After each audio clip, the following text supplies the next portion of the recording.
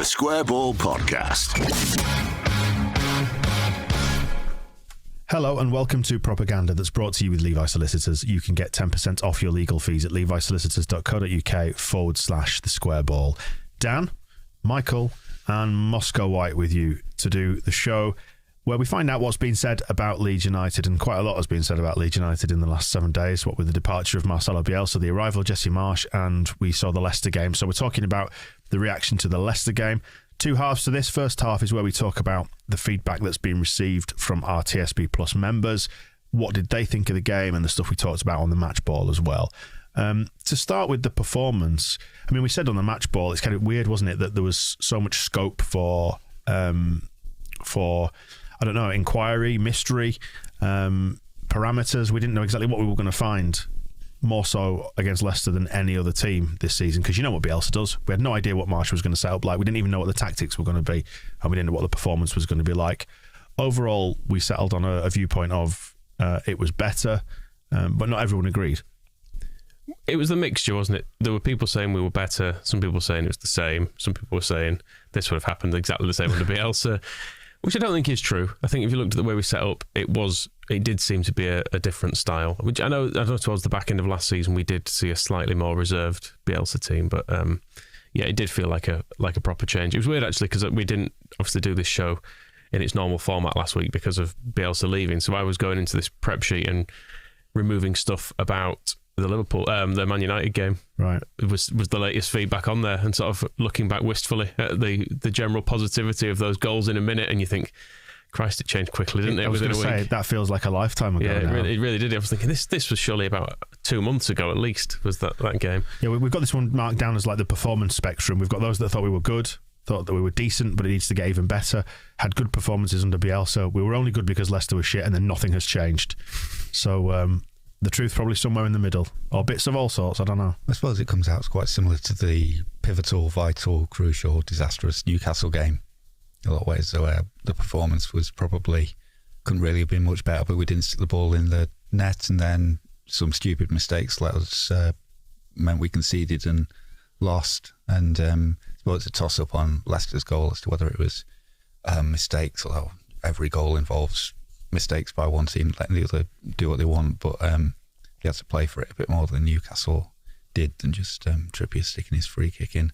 But yeah, ultimately it was better. XG looks nicer, the scoreline wasn't disastrous, but it's still no points, so it's kind of that's why it's difficult for anybody to get too kind of carried away and enthusiastic about what happened, because it was clearly changed a lot of the things that were going wrong and better in the right ways that needed to be better, but it's still the frustration and the lack of addition to the league table. Yes, losing my religion was the person who sent in this comment saying it was a good performance, but the board have made it clear to us that good performances don't matter. I could highlight at least 5 good performances under Bielsa this season that deserved points, but we didn't get any. Marsch doesn't get time because he doesn't have it. The board have clearly stated he's here to make an immediate impact because Bielsa couldn't win these games. Honourable/unlucky defeats can't happen anymore. An Irish listener, Widow O. Bielsa, also got in touch to say, my honest view is that people saw what they wanted to see in the game. Did I see a huge improvement? No. Something's different, yes, but that was a vintage Bielsa game. Loads of chances, should have won, didn't. The end. I mean, the one sort of improvement that you can put a number on is the chances against us, XG, which is, that's just a fancy way of saying how good were the chances against us. And we really limited Leicester in ways that we have not or did not limit Tottenham, Liverpool, scum, Man City earlier in the season, Arsenal, all those kind of things, scum at their place as well. There wasn't that sense of kind of impending doom as a through ball when rushing into acres of space in our half, and that's kind of I don't mean to damn Jesse by saying this, but it's the Roy Hodgson it's just names I can't say all over. I can't say Jesse, and I can't say Hoy Rodgson. Yeah. But of what he been trying to do at Watford and failing is tighten up the defence and then hope that the attack takes care of itself. And it was the first thing that Marsch had to attack, and he did. If you look at Mellier's workload in this game, Now to do, I was quite disappointed. Yeah, you said. Yeah. generally, even when we've been losing 4, 5, 6s, he's generally made 6 or 7 quite good saves in those games as well. And his form overall has been a bit patchy. He must have been bored senseless, Michael. There have been some where you think, all right, maybe he should have done better on this, but he really had nothing to do apart from pick the ball out of the net. Got to pick it out of the net, and that's the important bit from a goalkeeper's perspective. You could say he could have maybe done a bit better with the goal, but it was a very good finish, wasn't it? A couple of Cruyff turns. Yeah, he's not lost that. Yeah. John S actually makes an interesting point here. Says that we were this is under the column of we were decent, but it needs to get even better. John's saying we looked bang average, like a bang average lower end Premier League team who cannot finish. I mean, that's the point, isn't it? I mean, to my eyes, we looked like a sort of a mid-table. We looked like 2 mid-table Premier League sides duking it out, and that game could have easily gone either way, depending on who finished. The problem is we're not in mid-table and don't have the comfort to sort of concede results like that, if you know what I mean. Yeah, if our league position looks bang average at the end of the year, great stuff. Yeah, delighted with that. Anywhere between 17th and 15th, that sort of the official bang average zone. Lovely. I'd be delighted with that at the moment. We have a really dull future to look forward to, don't we? Yeah. Well, for this season, that's not okay next year. But I mean, well, what are you expecting next year? I think in the short term, I think bang average, because this season's been so horrifically bad and it's been on our wits' end with our league position, they've probably bought themselves a season of being completely mediocre next year. Probably. Which I would take, to be honest. We'll see how people feel about that next October. Yes. Mm-hmm. So, right, what else have we got then in terms of the feedback? Some sort of individual points that were picked out. But to finish, Widower Bielsa's point, actually, round pegs, square hole, odd subs, Tyler the Saviour, same shit, different day. It was Tyler the Saviour, and it won't be again, will it? Which we'll come on to in part 2. But I suppose you would look at some of the positionings of players, and you would say that people were still not in natural spots. Whether or not that will change as he moves on, and he was just picking the players in Bielsa positions for now, I don't know. Yeah, it's quite an odd start from that point of view, that the lineup just looked like something Bielsa would have done, and then they were playing a bit differently. Still going with James up front. I think there was it's sort of, I don't know, if you took Leicester as kind of like a bit of a free hit as his first game, and all the excuses are there of like not had much time with the squad and all the things, it's a big change, trying to get them playing the way. There was the opportunity there to do some of those crowd pleasing things, like start Gelhardt and put players in their sort of stereotypically traditional correct positions. I mean, Stuart Dallas is a weird case because you don't know where he plays anymore. And modern footballers just play, don't they? Sort of be near where they want to be on the pitch. But he, I don't know if he maybe lost a bit of an opportunity of using those easy wins that might have kept the morale higher, because it does, with this kind of split of views, there is that feeling of kind of trying to look for the positives in order to give him a chance, because you want to be fair to the new guy when you know deep down that really, if we're not winning that match, you were looking for something kind of more to generate more optimism than a clean sheet. Which we didn't get. It wasn't. I've turned into Thomas Bloody Frank. It's difficult to get excited about a low XG against, but significant. You do often read too much into managers' first games, though, don't you? Because you're looking for something new, and I feel like you look for the best, generally speaking, apart from maybe Dave Hockaday. Even then, everybody was giving Hockaday a chance. Yeah, they were, to be fair, which against all odds. To be perfectly honest, it was one of those you looked at and you went, well, he's here now, isn't he? Yeah. So what option do we have other than to just say, well, let's see how it goes? But if you think back to Warnock's first game, people, well, not apart from you actually, Moscow, everyone else was kind of more enthusiastic about it, saying, "No, it does look more. It looks interesting. This we're definitely getting at teams more." And then McDermott came in from Warnock, and it was like, "Oh, we're passing it. This is good.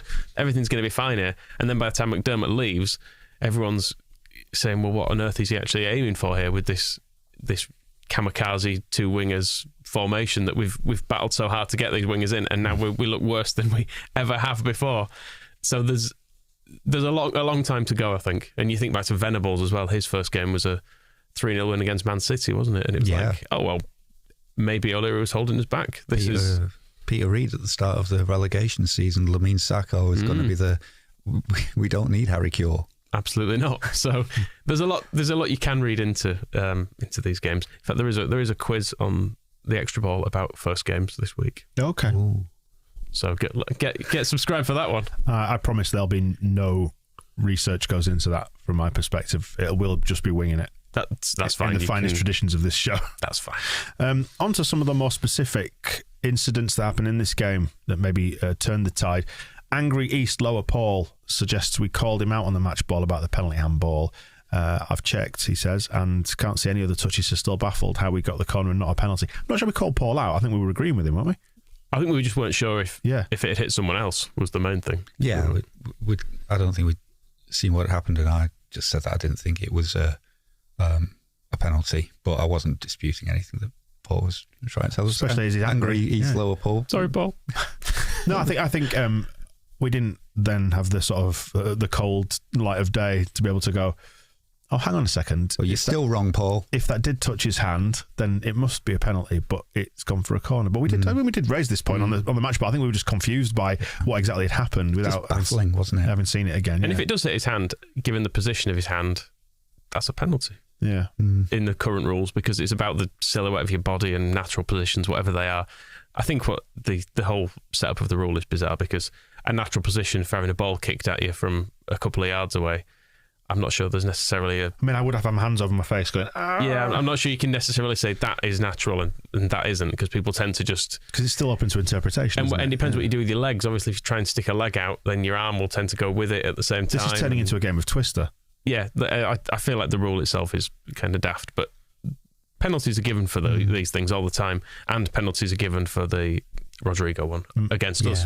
Morley Ryan, by the way, is saying how pointless the input was from Peter Walton, who's on the BT coverage over here. If you're not a BT subscriber, you haven't seen it, whatever, you're living abroad, Peter Walton is a former referee who, I don't know, he must sit in a box somewhere, and then when there's any sort of contentious refereeing decision, they go, let's bring Peter in, and they bring Peter in, and Peter then just agrees with whatever the ref said, even if he then changes his mind or VAR overrules it. He's the most middle of the road, generic vanilla, magnolia paint individual. I don't understand the point of him. I enjoyed the idea that they've just replaced him with a soundboard, and he's not actually at games. They just have a clip of him saying, pressing a button. That's the right decision there from the referee.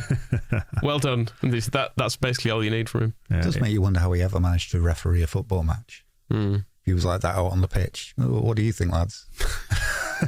I don't know why you're asking me. We'll go for consensus, lads, if that's all right. If one lino says one thing, the other one says another.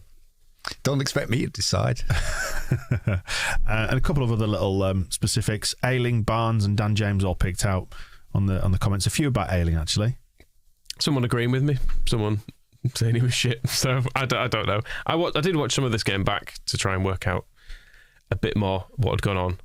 And I think I more or less stick with my assessment of Ayling. I thought he was good at bringing it out from defence, and he did pick it up and run through the middle of the pitch and start to launch attacks for us from there. Defensively, whether or not he's good enough to be a centre-back. Makes me wonder, actually, based on what you were saying there, Moscow, about a few square pegs in round holes still, just how much of that team was picked based on what's been happening recently, and how much was actually picked from a brand new clean slate point of view, whether they've gone, well, he's been playing there and we're missing, Llorente is out, so let's put Ayling in there and Dallas there, because they know those positions from recent weeks. Yeah, I think there wasn't time to change everything that you might have in 4 days, and Marsh was saying he basically had them watching videos all week. I don't know, it's like at school where they used to wheel in. Oh, it was always great, that. Wheel in a television on a trolley, and we'd watch Wordy or something. Geordie Racer. One for Gen Z, etc. Hoovering up the Gen Z TikTok generation there, Moscow. So the amount of... it's all on there. There's nothing has changed in 40 years on this planet, culturally. So the time to say, like, we're swapping positions or whatever, let's just do the same job you were doing last week, but do it better. And I suppose the change from man marking to zonal marking is a big enough thing to kind of say, well, we won't make you stand in a different place while you're doing that. We'll just ask you to do a different thing, a different topic is what Marsh calls them, isn't it? Different tactical topics. Yes. Topic, that does take you back to school as well. We're doing topic work. Have you got your special topic book? Do you think we should have had a PK for the handball? Oh, be kind. No? That was his mentor. It's not it's not him. Bob Bradley got into trouble at Swansea, didn't he, for calling a penalty kick a PK, which I don't have a problem. I mean, it's fine, isn't it? People short on everything else. Paddy Kisnelbo, PK. Paddy Kenny. Yes, him too. Yes. Dan James was picked out by Joe for having a good game, carried the ball nicely, led the press. We need to pick Joe up on this. Do we? Yes, because he said, I'll read it in full. Thought Dan James was very good, carried the ball nicely, led the press when we pressed, and could have had a couple of assists if we could finish. What's missing? Don't know. Doesn't call him a little scumbastard. Oh, yeah. Please, always, you must remember to refer to him as a little scumbastard. It's a term of endearment. Maybe a year in, we'll review it, and we'll see if he's allowed out of the little scumbastard prison. But no, I think he's good. As much as I still don't particularly like him playing up front. Rafinha, good. Yeah, better, Getting I suppose. there. It doesn't look as miserable as he has done in recent weeks. Maybe it didn't help Dallas out very much.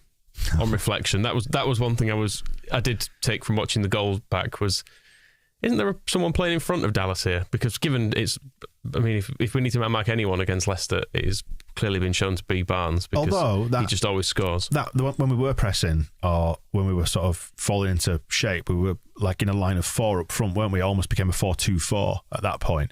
And from what I've read and seen, like I've watched some videos on YouTube, so I now feel like so you're an expert. I'm in a position to comment on what it is that Jesse Marsch does tactically. That they tend to shift over to one side of the pitch, don't they, when they're doing the pressing? So maybe it's not entirely. Are you saying we shifted to the wrong side by accident when Barnes had the ball? No, you've gone left. Like, oh, right. Yeah, I don't know. Maybe it's just not quite fallen into place tactically yet in that regard. And he was only trying to convey a minimal number of topics. I mean, maybe Rafinha will just take a bit of time for him to put his lip back in, because he has clearly been sulking for a little while, and maybe it'll take him a while to get back to normal. It would have helped if he'd scored. Yeah. That was a big chance looking back, wasn't it? It's not long before Leicester took the lead as well, probably the best chance in the whole game. And you'd think, being as pissed off as he looks, he'd just stick that in the net, wouldn't you? Just bat that in. Because it's in his nature. It's in his nature to do that. Absolutely, like he would for Brazil. But just kick the ball so hard it takes Kasper Schmeichel's head clean off. Yeah.